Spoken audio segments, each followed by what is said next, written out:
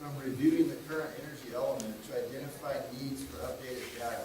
So what this tells me right here is the scope of the needs that we need to update hasn't even been ascertained yet. It's an unknown. Well, so we did review the energy element in preparing this proposal, and we do have already sort of an outline of where we would need to go in terms of the additional research, and that's how we prepared our cost estimate.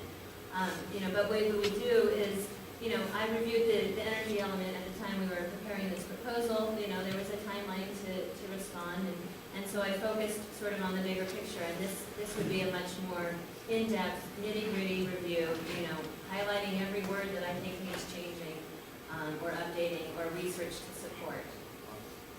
So it's a much more robust review than what I'm able to do at the time that I'm preparing a proposal.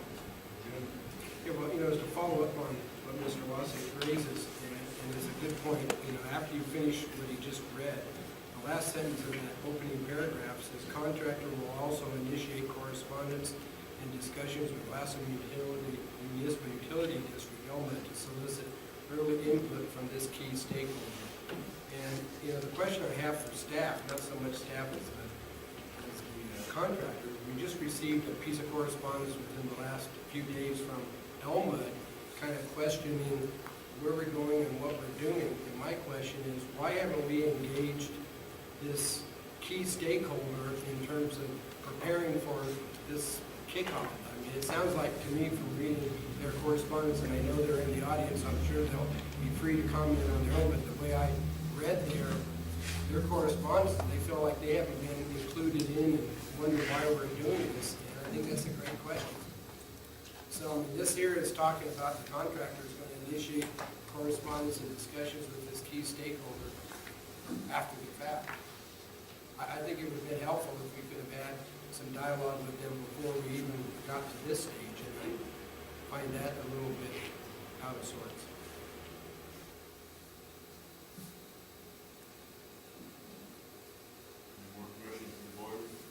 I'd like to just put it on. I mean, to me, and I may be lying here, but I think it makes more sense to approve an expenditure to review and assess and come back with what we need to do. Step one, where you have a line item fee for that, where it says review current element and give updates as needed. We have those, then based with that knowledge, we have some direction, and we get further input, from our LMUDs, our Invenergies, and our Commissieras, and go forward armed with more knowledge than we have right now. Because until a serious look at this document has been done, and that comes with a cost, as you said, you basically just skimmed across it.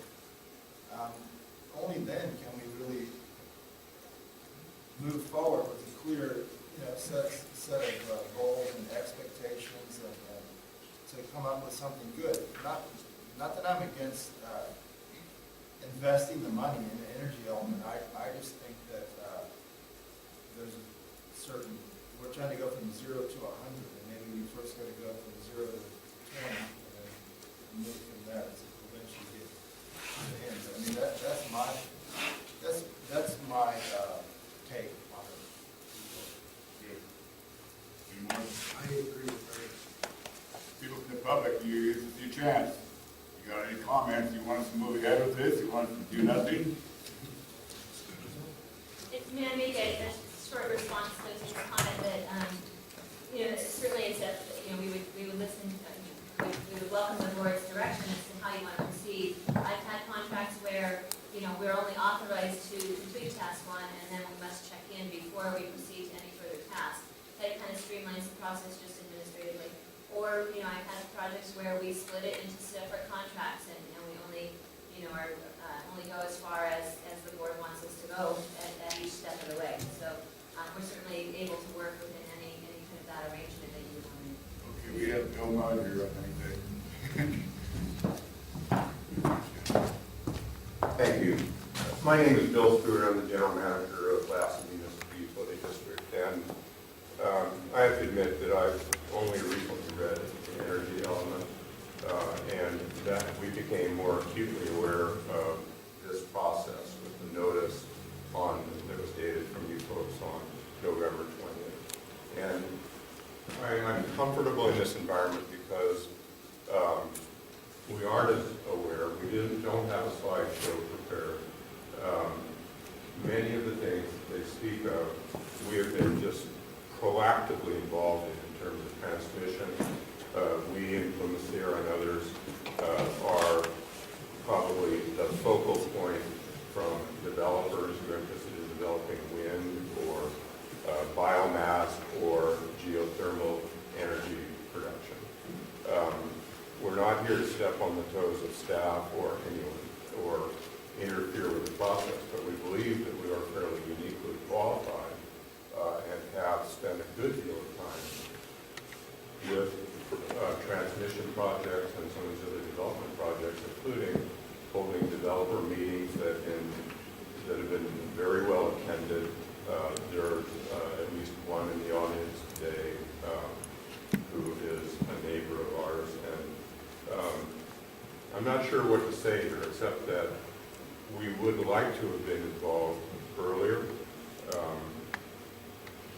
and believe that we are uniquely qualified to help produce this energy element. And in my read of it, there are many pieces geographically or within the energy element that clearly have changed in the last 20 years. And as I understand it, the energy element isn't a required element of the general plan, though I think it's an important one. And from our perspective, in the time we've spent with our political leaders and others from Washington, D.C. to Sacramento, it's hard to imagine more regulation on top of what we already face in the energy industry. And so I just ask us maybe to slow down on this process a little bit. Teresa? Yeah, thank you, Bill. I'm Teresa Phillips, I'm the Energy Services Manager, and I also track most of the legislation that applies to renewables and our compliance in there. One of the things that was mentioned was the state's RPS goal, which is Renewable Portfolio Standard. And one of the things that Element has done to comply with that is to adopt a procurement and enforcement plan on how we plan to fulfill our 33%. What the law states is that the utility must make reasonable progress towards compliance. That doesn't mean we rush out and go buy renewable energy at any cost. What we have done, and the board has done, is to plan those projects. We're hoping that those projects will be scoped within our service territory. That would avoid us from having wheeling fees and increasing rates. And so that's where we're headed with that. So we're in full compliance with the RPS, with the legislation, SB 1X2 is what it's referred to. As far as meeting our renewable goals, we're planning to do that, but right now, the only compliance portion that we have is to have the procurement and enforcement plan, which those are available to you if you'd like to see those on how we plan on going forward. And one of the things is we have, like Phil said, met with renewable energy developers, and we identified, there's actually, I think, Dave Fultz is our operations manager, he's in the audience today, somewhere in the neighborhood of 16 possible projects that were in our queue at one point. We have been having conversations about the 230 line, which was referred to earlier by Judet. Without transmission, we are not going to have renewable energy out of this. You know, we can't microwave it out, obviously. But I agree with Bill that we're, and Mr. Wassick, Supervisor Wassick, and Mr. Chapman, that we may be rushing to the finish line at this point. It's not a race. We know what's out there. We, as a utility, have identified projects, we have identified transmission, we are siting substations, all those things have been done for you. And we are more than willing to help staff and yourselves to make the element pertain specifically to Lassen County.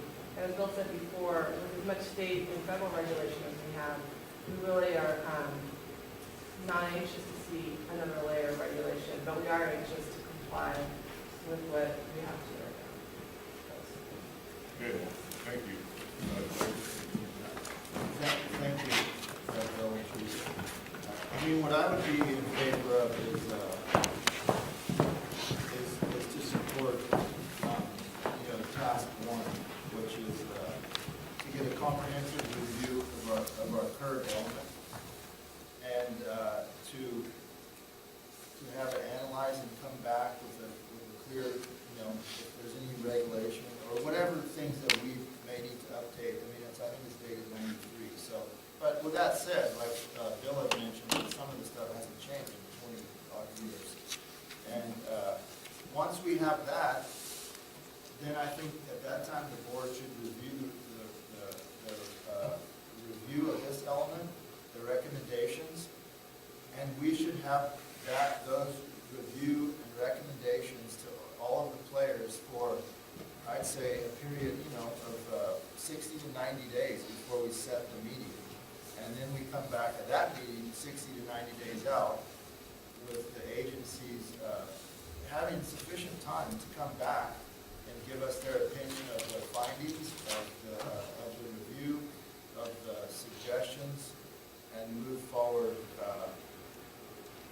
on that. That's what I. Pat? Pat Williams, Toronto Utility District.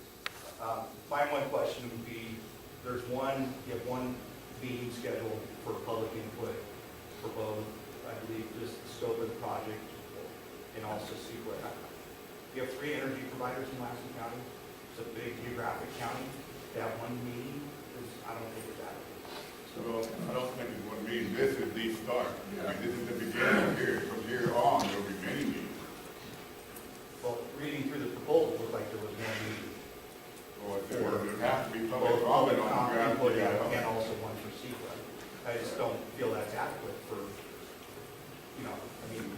I live in I get my home power from Elmwood, and I work within the Sierras. I have 2 distinct energy. I just think it's I'm sure we can have as many meetings as the public wants. Okay. You can have 1 meeting, we can have 40 meetings. And that's me. Thank you. Thanks, Pat. Okay, Councilor. How do you do? I'm Bob Marshall, General Manager of Plymouth Sierra Electric Cooperative, also Chairman of Golden State, which covers both Surprise Valley and Plymouth Sierra. I wanted to speak in support of Larry's idea and what Bill and Teresa had to say. I think there's an awful lot of work can get done by the utilities. Elmwood's held very successful 230 meetings, got the developers for their line. We have a 120 line that's permitted. We have a wind project that's currently stranded for transmission to be built. We have a vast amount of experience, and we're the ones who have to deal with PG&E, California ISO, and the realities of actually making the energy element work as in real things happening. Just want to speak in support of that, and both utilities have been talking about this, and we think there's a lot we can do to hopefully help trim the cost down for the county as well. We'd both be delighted to help. 2 key things. One is transmission is everything. If there's no transmission, there's no green power. All the good green opportunities for California are in the corners, and there's almost 0 transmission back. So how we make that happen, I think, is the biggest thing the county can do for us. The other piece is to make sure the county helps both utilities with making sure that the new technologies aren't being subsidized by our nuts and bolts rate payers. A lot of people want, please make this new solar technology should be supported by single ladies and single wives. That's not a great plan. So with those 2 things, we're looking forward to participating. Thanks, guys. Thank you. Anybody else? Teresa, Lassen? I'm back, sorry. I just want to mention one thing that I mentioned earlier. One of the things that was mentioned was energy efficiency in this element. As you probably are aware, Elma is very proactive in energy efficiency in our city and county. Over the last 10 years, we've spent approximately $2 million in public benefits money to save millions of kilowatt hours. Last year, we saved 1 million kilowatt hours with our energy efficiency programs. I'm anxious to see what comes from that, because Title 24 regulations are they're more strict. So energy efficiency is dealt with by the state, it's dealt with from us, because we have regulations by the state to say you must save X amount of kilowatt hours, you must spend X amount of dollars. I don't understand exactly what DUDEC is proposing as far as energy efficiency and what that would mean to us as a utility.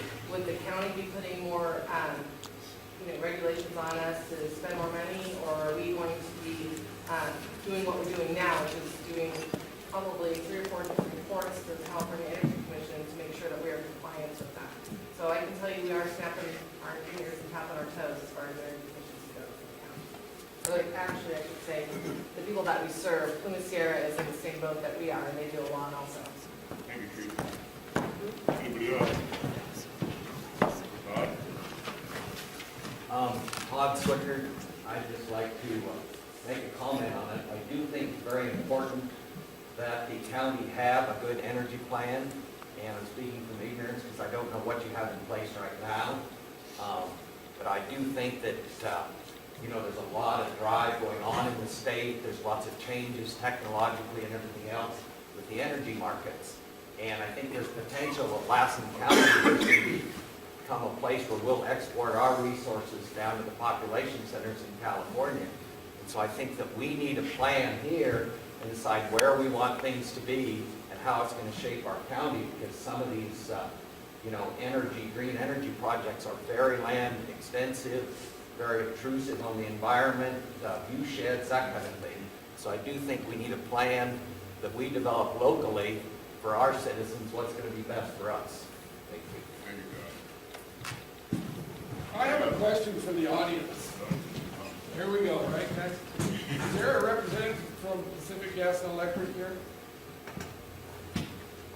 NV Energy? Honey Lake Power? Surprise Valley? Pluma Sierra?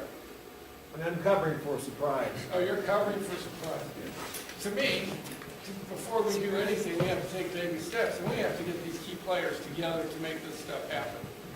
So, this is the first step, but we need to get all these entities involved in our future, our energy future. And to get started like this is great, but people from these companies have to be involved for us to proceed. I agree wholeheartedly, but I also think a way to facilitate that involvement would be to have a comprehensive review of our current, 20-year-old document and some feedback packaged up, a nice professional thing. And I think it's a $9,900 line item. Would be, I feel would be a good investment and a good use of our, the geothermal funding source to get that ball rolling. And with that document, we don't call a meeting 2 or 3 weeks out. We give it to all of these players on the list here, and we set a meeting, 90 days. Something that's, not before a holiday, but in a nice time to help everybody build, plan, and come have a seat at the table. There's sufficient time to give some a meaningful input. So I would like to make a motion that we approve only task 1 to review the current element. That line item that it cost us $9,900, provided the work could be completed and received by January 15th, 2014. Should I, Yes, David.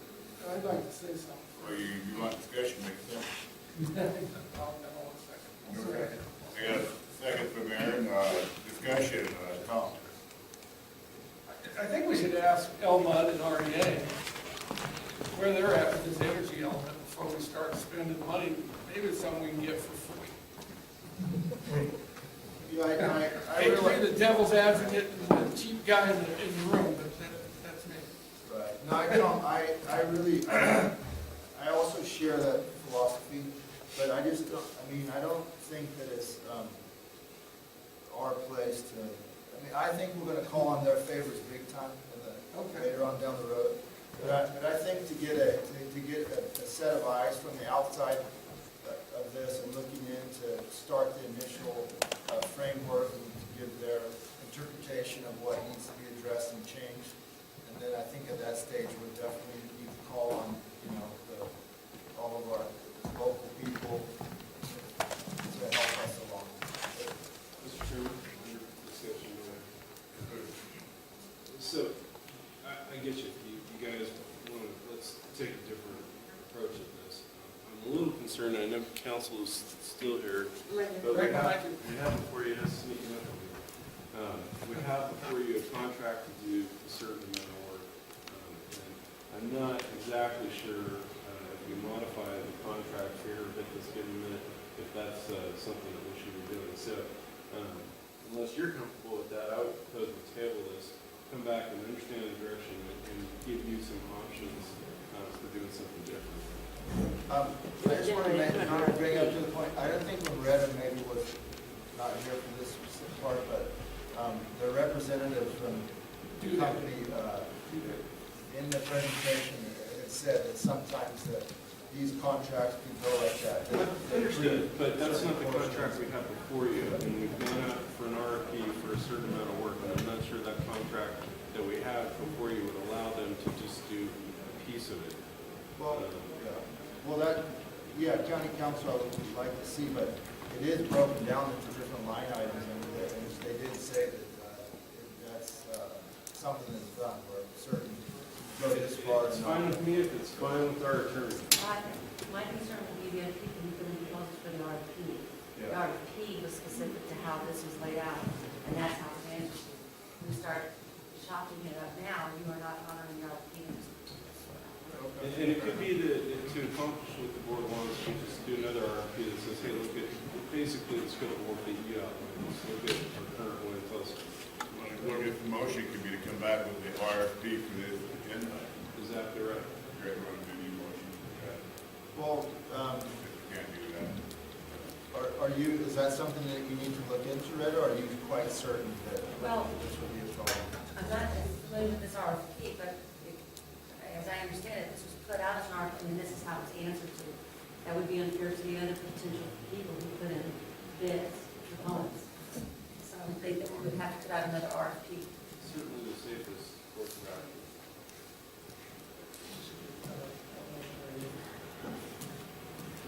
Anybody else have questions? Ken? Ken Collins with Verifying Management, in the field office. It's just kind of a reminder, I know you all know it's out there, but the Sage Grouse EIS is in its third year. It encompasses basically the eastern half of Lassen County, our sage grouse habitat. And some of the alternatives actually mention that BLM lands or public lands would be exclusion zones for commercial development, wind energy and solar development. And that's why it's important to put comments in. That file will be around the end of June or early July. We'll sign the file. And we will wait until 2015 to see if Fish and Wildlife Service actually lists the birds as a threatened endangered species. And if that goes through, that'll impact private lands also. So I think the timing is huge for that happening. And so I think we need to make sure we get comments to that because it's going to severely impact any renewable energy on public lands. Okay, what's going to the board? You want to start a motion or amend it? Well, on the suggestion of the recommendation of county council, I think there's no other choice but to withdraw the motion. Okay. Yeah. Well, I guess what we need to do, if we want to move ahead with part of this, we have to make a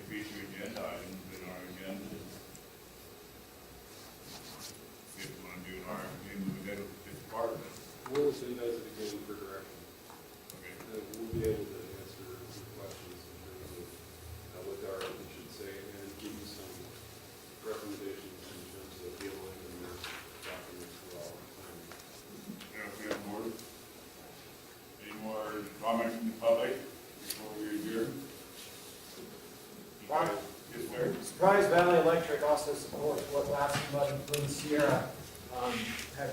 There are comments as well. I just talked to them and they're on board and we'd love more time and participation in those as well.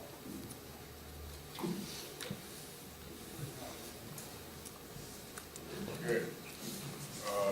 People have any more comments to make?